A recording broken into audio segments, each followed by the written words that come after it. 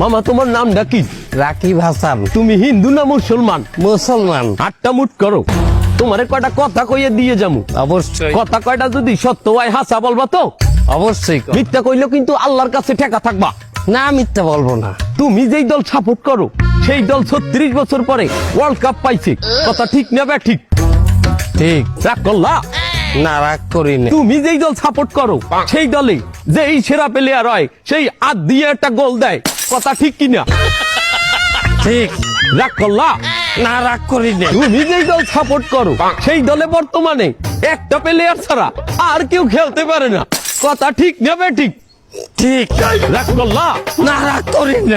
তুমি যেই দল সাপোর্ট করো সেই দলের 3টা বিশ্বকাপ সাপোর্টাররা মনে করে 50টা বিশ্বকাপের সমান, আর ব্রাজিলের 5টা বিশ্বকাপ রে ওরা একটাও ধরে না, কথা ঠিক নেবে ঠিক?